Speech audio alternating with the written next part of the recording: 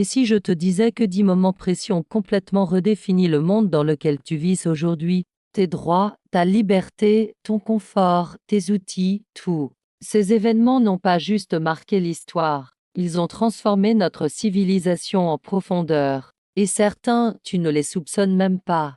Chaque époque a connu ses crises, ses révolutions, ses réinventions. Mais certains tournants historiques ont agi comme des déclencheurs de mondes nouveaux. Sans eux, nos sociétés seraient méconnaissables. Dans cette vidéo, tu vas découvrir 10 événements qui ont tout changé, des batailles aux idées, des inventions aux bouleversements sociaux. Et pour chaque événement, on te montre ce qu'il a vraiment transformé dans ta vie d'aujourd'hui. Avant Gutenberg, lire était un privilège. Après lui, ce fut une révolution. Et cette révolution, tu la vis encore aujourd'hui. Chaque fois que tu ouvres un livre, un journal ou une page web. Au milieu du XVe siècle, Johann Gutenberg met au point une presse à imprimer avec caractère mobile. C'est l'une des plus grandes ruptures de l'histoire humaine. Avant cela, chaque livre était recopié à la main, par des moines, lentement, coûteusement. En quelques années, grâce à l'imprimerie, les textes circulent massivement à travers l'Europe. Les idées se diffusent, les savoirs se propagent, les esprits s'émancipent. Résultat, la réforme protestante, les Lumières, les révolutions, les manuels scolaires, tout par de là. L'imprimerie a ouvert la voie à l'éducation de masse, à la presse, à la démocratie moderne. Et si tu peux aujourd'hui lire des centaines de livres, accéder à Wikipédia, ou même suivre cette vidéo, c'est parce qu'un homme a un jour décidé que la parole ne devait plus être réservée à une élite. L'imprimerie a libéré la pensée. Elle a rendu la connaissance reproductible, transmissible, universelle. Un peuple affamé, un roi déconnecté, une colère qui explose. Ce qui s'est joué en 1789 ne concerne pas que la France, mais tout ce que tu considères aujourd'hui comme des droits fondamentaux. En 1789, le royaume de France bascule. Le peuple se soulève, prend la Bastille, renverse la monarchie absolue. Mais au-delà des têtes coupées, c'est une idée qui naît, celle de la souveraineté du peuple. La Révolution française pose les fondations de la société moderne, égalité devant la loi, liberté d'expression, fin des privilèges de naissance, droit à la propriété, droit à l'instruction.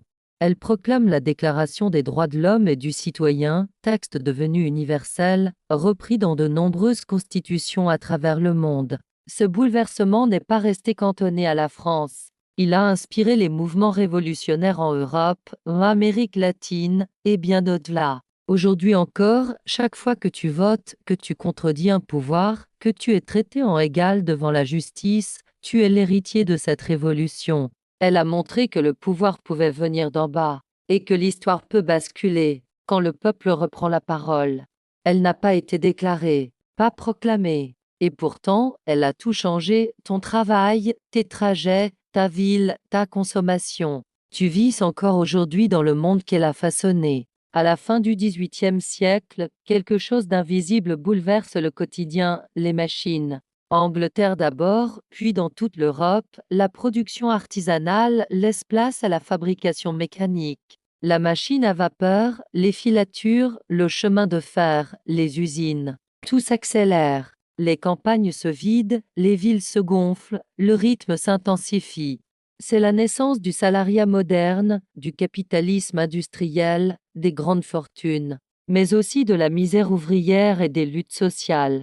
La révolution industrielle transforme la société, elle crée une nouvelle classe dominante, la bourgeoisie, et une nouvelle classe laborieuse, le prolétariat. Elle impose un nouveau rapport au temps, au rendement, à l'espace. Aujourd'hui encore, nos villes, nos horaires, notre organisation sociale sont les héritiers directs de cette époque. La mondialisation, la consommation de masse, les inégalités économiques, tout par-delà. La révolution industrielle n'a pas seulement transformé les machines, elle a reprogrammé nos vies. Ce n'est pas un empire qui s'est effondré, c'est un monde entier qui s'est disloqué, et des ruines de Rome sont nées les racines de l'Europe. En 476, le dernier empereur romain d'Occident est déposé, un geste symbolique qui marque la fin d'un empire vieux de 1000 ans. Mais en réalité, ce n'est pas un simple changement politique, c'est l'effondrement d'un système complexe, d'un ordre économique, juridique, militaire et culturel. Les routes cessent d'être entretenues, le commerce s'effondre, les villes se vident. L'Europe entre dans ce que l'on appellera plus tard le Moyen Âge. Mais ce n'est pas qu'un âge sombre, c'est un temps de recomposition. De nouveaux royaumes émergent sur les ruines de Rome, les Francs, les Wisigoths, les Ostrogoths. Des langues évoluent, des identités locales naissent. L'Église prend une place centrale, devenant le principal lien culturel entre les peuples.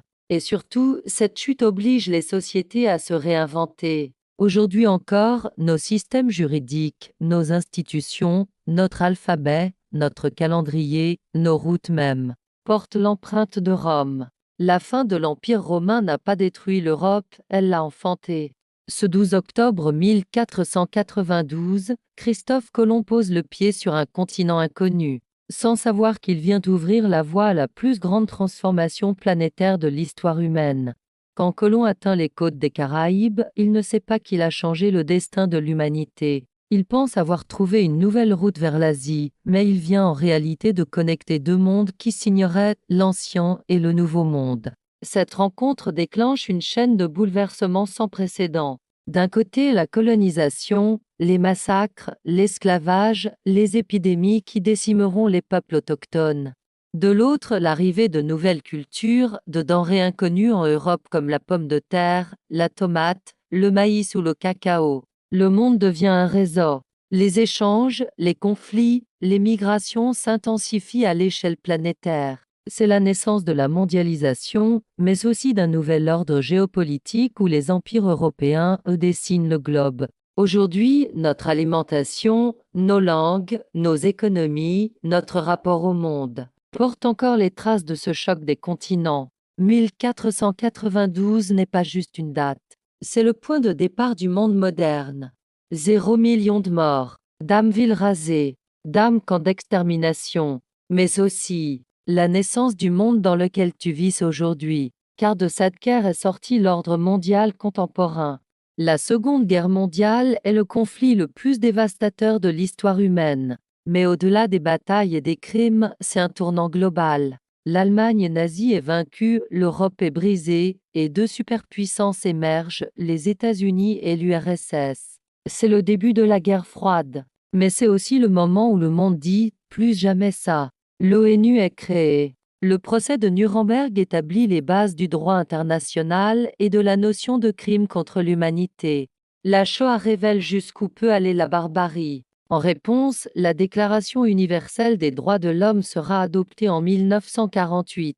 La guerre accélère aussi des changements sociaux majeurs, le rôle des femmes, la décolonisation, la médecine, les technologies radars, nucléaires, informatiques. Et l'Europe, traumatisée, commence à se réunir pour éviter une nouvelle catastrophe. Aujourd'hui, l'architecture politique, juridique et économique de notre monde est l'enfant direct de cette guerre. Elle a détruit, mais elle a aussi forcé l'humanité à se reconstruire autrement. Un texte court, 30 articles, mais une promesse immense, celle que tout être humain a des droits, simplement parce qu'il est humain. Une idée révolutionnaire, devenue universelle. Adoptée à l'ONU le 10 décembre 1948, dans l'ombre encore chaude de la Seconde Guerre mondiale, la Déclaration universelle des droits de l'homme marque un tournant moral et politique. Pour la première fois dans l'histoire, un texte affirme que chaque individu, sans distinction de race, de sexe, de religion ou de nation, a des droits inaliénables, droit à la vie, à la liberté, à l'éducation, au travail, à la dignité. Ce texte, non contraignant juridiquement, devient pourtant la référence mondiale pour les constitutions modernes, les ONG, les tribunaux internationaux. Il inspire les luttes contre les dictatures, l'apartheid, les discriminations. Il fonde une idée clé, celle de la justice universelle. Aujourd'hui, même si ces droits sont bafoués dans bien des pays, il reste le socle commun des peuples qui se battent pour la liberté. Que tu sois en France, au Brésil ou au Sénégal, cette déclaration dit que tu comptes, qu'on ne peut pas te traiter comme un objet. Et cette idée est l'une des plus puissantes jamais formulées. Tu lises ceci sur un écran, tu communiques, apprends, travailles, vis, via le numérique. Et pourtant, cette révolution-là ne fait pas de bruit. Elle s'insinue. Elle reprogramme nos vies. Tout a commencé avec des calculateurs dans des laboratoires militaires. Puis sont venus les ordinateurs personnels, les téléphones portables, Internet. Et aujourd'hui, l'intelligence artificielle. En moins d'un demi-siècle, le monde est passé d'une société industrielle à une société connectée, en réseau, en flux permanent. La révolution numérique a transformé le travail-télétravail, automatisation, l'éducation cours en ligne, les relations humaines réseaux sociaux, la consommation e-commerce, les loisirs streaming, gaming, la santé, la politique. Tout. Elle a rapproché les peuples, mais aussi créé de nouvelles fractures numériques, surinformation, manipulation par les algorithmes. Elle redéfinit la notion même d'identité, de vie privée, de vérité. Le monde que tu connais aujourd'hui rapide, mobile, globalisé est né de cette révolution invisible. Chaque clic que tu fais, chaque donnée que tu produis, chaque contenu que tu consommes, est un écho de ce basculement. Et le plus fou, ce n'est peut-être que le début. Tu t'en souviens, tu l'as vécu. Mais as-tu mesuré à quel point cette pandémie a transformé notre société? Ce n'est pas qu'un épisode. C'est un choc mondial aux conséquences durables. En quelques mois, un virus inconnu bouleverse la planète. Confinement, hôpitaux saturés, frontières fermées, économie à l'arrêt. Le Covid-19 ne fait pas qu'attaquer des organismes. Il attaque des systèmes. Il révèle les failles de la mondialisation, l'inégalité d'accès aux soins, la fragilité des chaînes logistiques. Il change notre rapport au travail en généralisant le télétravail. Il redéfinit les priorités, la santé publique redevient centrale, le numérique explose, les villes ralentissent. La pandémie agit comme un accélérateur historique. Elle force des choix politiques inédits, des dépenses massives, une nouvelle attention aux enjeux environnementaux. Elle marque aussi une rupture psychologique, la certitude du progrès constant s'effondre. L'idée qu'un virus peut bloquer le monde entier est un traumatisme collectif. Aujourd'hui encore, ces effets se font sentir dans la santé mentale, l'inflation, la géopolitique, les débats sur les libertés. La pandémie n'est pas une parenthèse. Elle est un point de bascule, un rappel brutal que notre monde est interconnecté, mais aussi vulnérable. Pendant des millénaires, des êtres humains ont été traités comme des marchandises. Puis, un jour, certains ont dit non. Et ce refus a marqué l'un des plus grands tournants moraux de l'histoire. L'esclavage a existé sur tous les continents, dans presque toutes les civilisations. Mais c'est à partir du XVIIIe siècle que des voix s'élèvent pour le dénoncer comme une abomination. D'âmes philosophes, des esclaves affranchis, des religieux, des mouvements populaires. Ils dénoncent l'injustice fondamentale de réduire un homme à l'état d'objet. En 1794, la France abolit une première fois l'esclavage avant de le rétablir sous Napoléon. Il faudra attendre 1848 pour une abolition définitive. Aux États-Unis, ce sera en 1865 après une guerre civile sanglante. Ce combat ne fut ni rapide, ni uniforme, mais il a posé une pierre essentielle, la reconnaissance de l'égalité fondamentale de tous les êtres humains. Ce n'est pas qu'un fait historique. C'est un socle pour les luttes d'aujourd'hui contre le racisme, les discriminations, les formes modernes d'exploitation. L'abolition a ouvert une brèche dans l'ordre établi. Elle a dit que la liberté n'est pas un privilège, mais un droit universel. L'histoire n'est pas figée dans les musées. Elle n'est pas morte dans les manuels. Elle vit en toi, dans tes droits, dans tes habitudes, dans ton quotidien. Chaque événement que tu viens de découvrir a laissé une empreinte profonde. Certains ont libéré, d'autres ont brisé, mais tous ont façonné le monde dans lequel tu évolues. Rien de ce que tu considères comme normal lire, voter, te déplacer, t'exprimer librement n'est le fruit du hasard. Ce sont des conquêtes, des ruptures, des luttes. Et si ces événements ont transformé le passé, il ne faut pas oublier que l'histoire continue. À chaque génération ses bouleversements. Alors une question reste ouverte, quels seront, selon toi, les événements du XXe et XXIe siècle qui transformeront à leur tour notre société? Et dans cette histoire en mouvement, quel rôle veux-tu jouer?